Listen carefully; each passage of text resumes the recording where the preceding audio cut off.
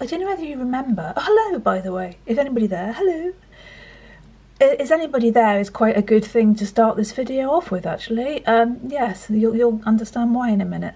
Do you remember, if anybody is out there, that I used to use this card in my other videos, because it used to be when I started a video, or when I was thinking about producing a video, synchronicitous things would all pile up, and I'd end up using this as a example of how that happened. Everything is connected in life. Yes.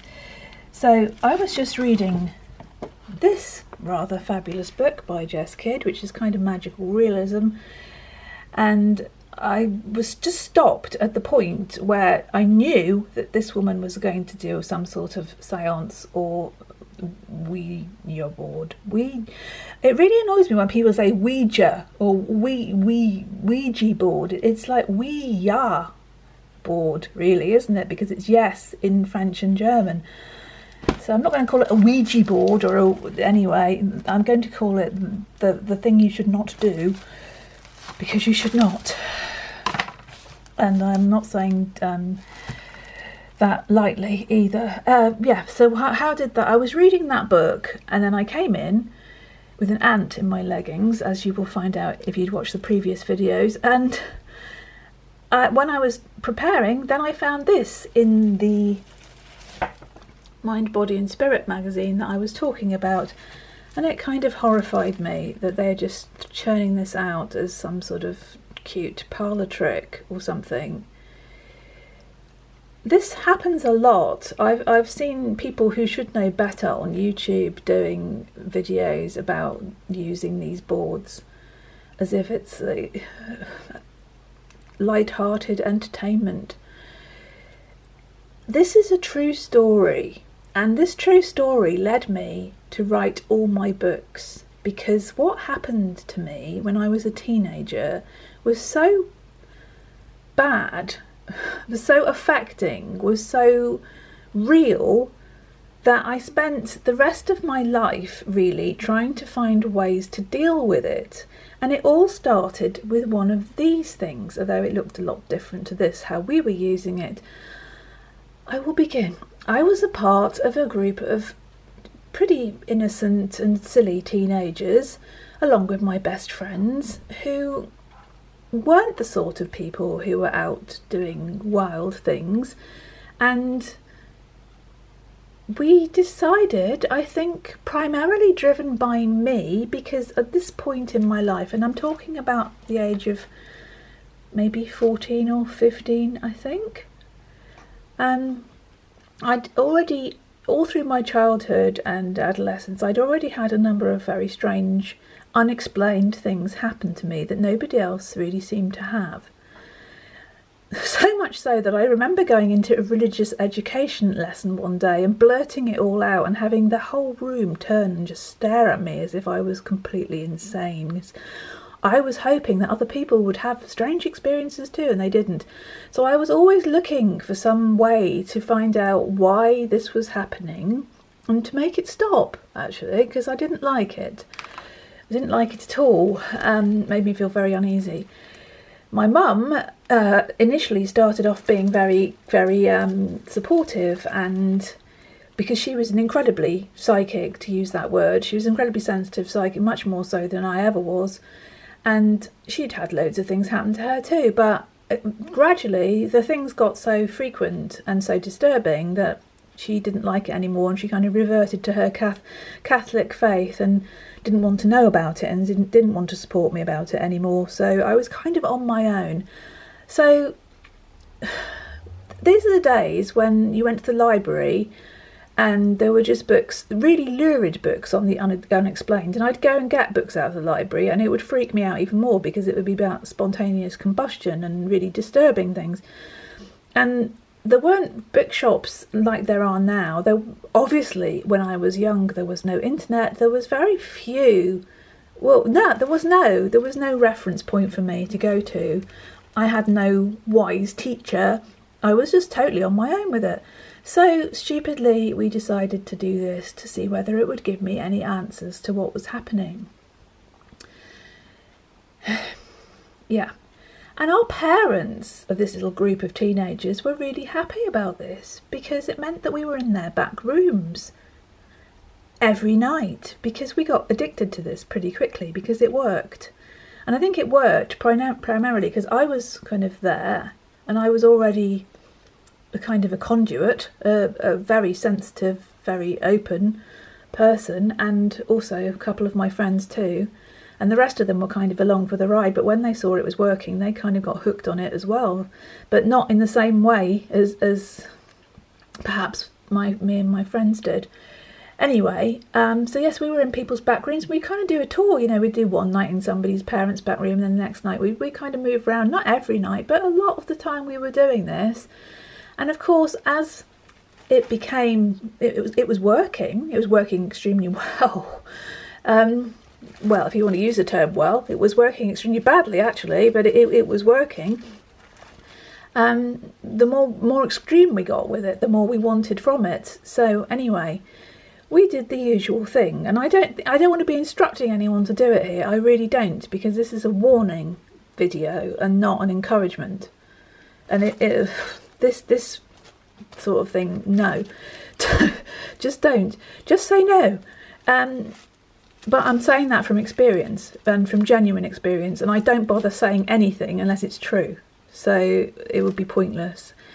And honestly, I would never have written any of those books, because my whole ethos when I learned how to deal with things was to try and teach people how to do things safely, and how to reach levels of reality and beings safely, and to protect themselves, and to know what they're doing and how things work, and not to do this, which is just basically sticking your finger in a plug socket or opening the front door. This is how I like it. You know, you've got your finger on the glass, you're saying, "Spirit of the glass, are you there?"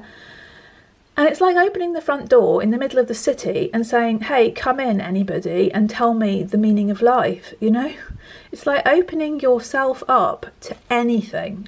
I mean, the person that comes in might be pretty decent, but you know, it depends where you are. Say you pick the worst neighbourhood that you could possibly be in, where you don't know anybody and you don't know the situation, and you open your front door and you invite anybody in. It's kind of like that. And the level that you're going to with these things is I don't like talking about high and low, because it sounds, I don't know, I don't think reality works in terms of strata.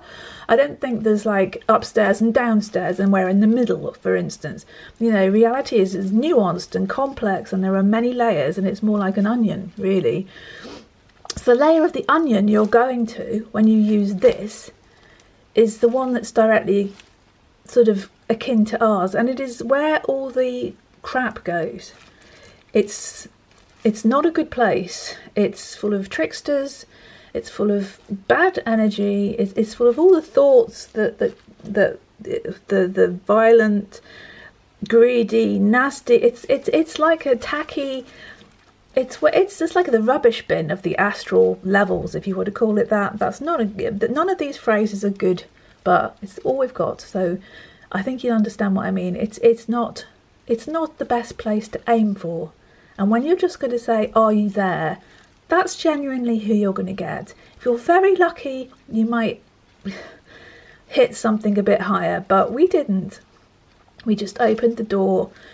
The lift door opened on a level where there was awful stuff, awful beings, awful entities. People don't want to think about this. They want, you know, when they're thinking about fufty wufty woo, you know, they're thinking about lovely things and candles and love spells and doo-doos. But you know, this is reality, and reality contains everything, every aspect of being. Just to refer back to, I always use this term because Carlos Castaneda, whether his Don Juan character was real or not, his shaman friend, he used the term black flyers, and they are on the level directly sort of akin to this level, that only we can't see them. They're kind of like the poltergeist level of detritus, that humanity kind of attracts, really. They feed on fear. Carlos Castaneda said that they eat our shining body, our ethereal body, because they like to promote fear, which is why poltergeists, of which I have plenty of experience because of these blooming boards, they promote fear. That's what they do. They promote division and fear. They are not good. I don't like to say good and evil because there are shades and subtle things, but the beings, the entities that are at this level, they are not there for your best interests. They're vampiric. They like to eat fear. That's how they live. You can't really blame them in that sense, because you can't say that a wasp is bad or a shark is bad because they do things to us that we don't like. And in the same way, we can't really say that, but we shouldn't really be inviting them in either, But in order to do that, you've got to know that they exist at all. And if you're thinking that there's just everything out there is wonderful, well, there are layers and layers and layers of reality, that unseen aspects of the multiverses. There are all every infinite amounts of different characteristics and expressions, ones that we can't even imagine. They're all out there, but this thing gets us to that level. So, Spirit of the Glass, are you there? So it starts to trick you. The one we got was telling us it was Henry VIII, and it was which I always had a fascination with Henry VIII, so it was like, oh great, Henry VIII's first one in. But then it changed from Henry VIII to being, they always say that they are the devil. They're never some lesser thing, because they've all got quite big egos and whatever, so they want to trick you. And this was our first, I think this was our first go at this, and we had one that was telling us to be quiet, and suddenly somebody in the room said, no, don't be quiet. I don't know how this young lad knew this, because he said it's trying to get into you. Don't be quiet. And I thought that was rather astute of him. But that was our very first go, so it worked really well. The glass was whizzing around and we were getting all this stuff. So it's like it became an addiction very quickly, because what's going to happen next? Even though we were kind of warned on our first thing, because that I think he was right. This thing was telling us to be quiet because it wanted to insinuate its way in. We had sort of basic ground rules that I don't know where we got them from. Don't break the circle, don't take your finger off the glass, or it will get out. The thing that's come through will get out. So we had some sort of code, but besides that, we just became sillier and sillier. We were just goading it, really. We were getting things that claimed they were from other planets, and just some of it I can't even remember. It was just like we were doing it so much. And then there was occasions when my friend decided to do some sort of black ritual, which was ridiculous, and he ended up being left on his own in the dark with the glass, which was moving around frantically. His head was thrown back. He wasn't even aware of what was happening. When we came back into the room, although we were watching him from the kitchen because we were all terrified, when we came back into the room, all the letters had gone round the wrong way, which could not have happened because he had his finger on the glass and he was the only person in the room, and we were all present, although we weren't close to him. So yeah, we got silly. We got silly and we got addicted to it, because that's how it draws you in. It's like anything that is not good for you, really. So the last occasion that this happened, we were doing it as usual in my friend's back room, and it was trundling around the glass. I mean, it would never not work. Sometimes it wouldn't be particularly spectacular, but it would never not work. It was always, and we could have our finger just resting very, very, very lightly on it, and it would be just whizzing around, spelling things out. It was always, it always performed for us very well. I think we made a great circle of people for it to work through, and that circle changed because some people didn't do it anymore, but we had the core group. And anyway, we were doing it one night and somebody said to it, oh, hurry up, or speed up a bit, will you? And the glass literally blew up, and I stood up and this horrible scream came out of my mouth, and the circle broke, because the glass had blown up, so we broke the circle. And from that point on, I was pretty much haunted by whatever I had allowed in. Now, nobody really wants to hear this. They want to hear about, oh, lovely druid rituals and magical energy, and, you know, I'm sorry, all those loveliness exists. I have met the most wonderful unseen beings. I have had the most beautiful experiences. I have written about those too. It's just that when I see this in a magazine, it really annoys me, because I spent years being haunted by the most crappy poltergeist. I had to move house I don't know how many times, because I would move in somewhere and all people's belongings would be disappearing. They'd be appearing in the fridge, they'd be appearing on top of light shades, candles would light on their own, seats would nearly go on fire because they were so hot. There would be black shadows on the landing, there would be footsteps going up and down the stairs. People fell out of friendship with me because it wasn't like that before I moved in. I became this kind of pariah thing because of this, because I'd let this thing in, and I could not find anybody to help me clear it out. I joined a church, I got baptized, it did not help. They said that I had the devil in me. Which I didn't, I just had some stupid entity attached to me from this ridiculous playing around with a bad doorway, opening a bad doorway and letting any old rubbish come in.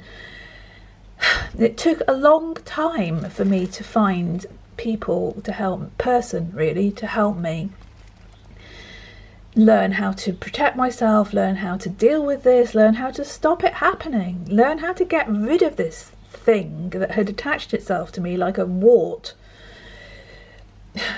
It was awful. I spent years being this awful pariah, and it was, I mean, you move in somewhere which has been perfectly fine. The next day you've got a noise like a squeaky bicycle going round and round in the attic. You've got a smell like a drain. You've got noises that shouldn't be there, like people crying in the corner when there's nobody in the corner. Awful. You know, you could make a film out of the things that have happened to me. And it all came down to this thing, you know. I was not a bad person. I was always a kind, quiet person, but this kind of blighted my life. It was like carrying something, you know, it was like carrying around some black thing that I couldn't get off me. And it was all because of this. And it started quite innocently with me just looking for answers. And I can see how other people will have that problem too. They're just looking for answers, or they're just playing around. And this is not something you should play around with. If you're lucky, it won't work. If you're unlucky, it will work. I can't really... I know that I probably said all that, and you're probably thinking, yeah. I don't say anything if it's not true, because it's a waste of my time and it's a waste of your time. And I feel very passionately about this. And if you read any of my books from the beginning to the end, they will all tell you, especially a book like Spirit Walking, which was a big guide to doing everything safely. I'm very, very big on helping people who want to access other levels, who want to live a magical life, who want insights into the nature of reality, who want to see beyond things. I spent my life trying to help people to do that in a way that was beneficial rather than destructive and dark and potentially very, very dangerous. And I was lucky that I finally found somebody to help me and that I could then help other people. I hope I have. And I hope by doing this I haven't just made you feel annoyed because I'm ruining your party trick or whatever, but please don't do this, please. You know, there are a myriad of absolutely marvellous, wonderful beings out there, but there's also some, sorry, gotta say it, shit. And shit sticks. Don't go there, okay? Aim yourself somewhere better. Know what you're doing, educate yourself. This is just bottom level. Nah, don't do it, okay? Lots of love. This was made with love and with care, and not to be sensational. I'm just trying to stop even one person going anywhere near this stuff. Bye.